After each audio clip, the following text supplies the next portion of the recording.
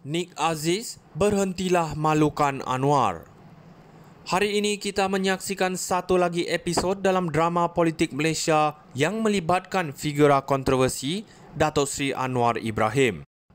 Dalam satu kenyataan yang penuh emosi, Datuk Nik Abdul Aziz Nikmat Mursyidul Ampas telah menyeru agar pemimpin politik dan media berhenti memalukan Anwar. Kenyataan ini seharusnya memberi kita peluang untuk merenung lebih dalam mengenai isu maruah dan keadilan. Nik Aziz dengan tegas menyatakan bahawa Anwar adalah manusia, bukan sekadar objek. Beliau menyebutkan betapa Anwar telah dimalukan secara berterusan, yang menunjukkan betapa rendahnya moral segelintir pihak yang berusaha untuk menjatuhkan maruah seseorang individu. Dalam politik, kita sering melihat serangan peribadi yang kejam dan Anwar tidak terkecuali. Tetapi apakah ini cara yang betul untuk berpolitik? Kita perlu bertanya, adakah memalukan seseorang itu sesuatu untuk perjuangan politik yang berprinsip? Dengan keputusan mahkamah yang membebaskan Anwar dari tuduhan meliwat, kita melihat betapa pentingnya membela maruah seseorang. Anwar telah diasak dengan tuduhan tidak berasas selama bertahun-tahun dan kini tiba masanya untuk kita menghormati keputusannya. Seperti yang ditegaskan oleh Nik Aziz, maruah adalah salah satu daripada 5 perkara yang wajib dipertahankan dalam Islam. Di manakah nilai-nilai ini dalam politik kita hari ini? Seterusnya, kita tidak boleh mengabaikan kenyataan Anwar mengenai hak golongan G dan undang-undang lapuk.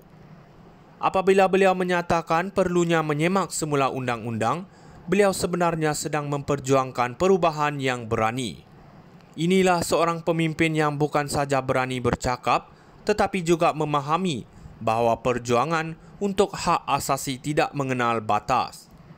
Dalam konteks ini, kita perlu menilai sama ada kita ingin terus terperangkap dalam pemikiran kolot atau bergerak ke arah masyarakat yang lebih inklusif. Namun seperti biasa, serangan akan terus datang. Ada yang akan menggunakan kenyataan Anwar untuk menyerang beliau, menggelar beliau dengan pelbagai label. Tetapi dalam situasi ini, kita harus bersikap kritikal. Siapakah yang sebenarnya memalukan Anwar? Adakah mereka yang memperjuangkan keadilan atau mereka yang terus-menerus menggunakan politik kotor untuk menjatuhkan lawan?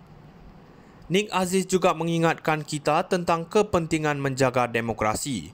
Jika pilihan raya dijalankan dengan adil, tidak ada sebab rakyat tidak akan mengundi untuk Islam dan untuk Anwar. Persoalannya, adakah kita sudah bersedia untuk membenarkan perubahan ini berlaku?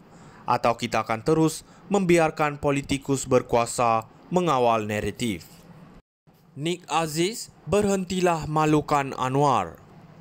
Hari ini kita menyaksikan satu lagi episod dalam drama politik Malaysia yang melibatkan figura kontroversi Datuk Seri Anwar Ibrahim. Dalam satu kenyataan yang penuh emosi, Datuk Nik Abdul Aziz Nikmat Mursyidul Ampas telah menyeru agar pemimpin politik dan media berhenti memalukan Anwar. Kenyataan ini seharusnya memberi kita peluang untuk merenung lebih dalam mengenai isu maruah dan keadilan. Nik Aziz dengan tegas menyatakan bahawa Anwar adalah manusia, bukan sekadar objek.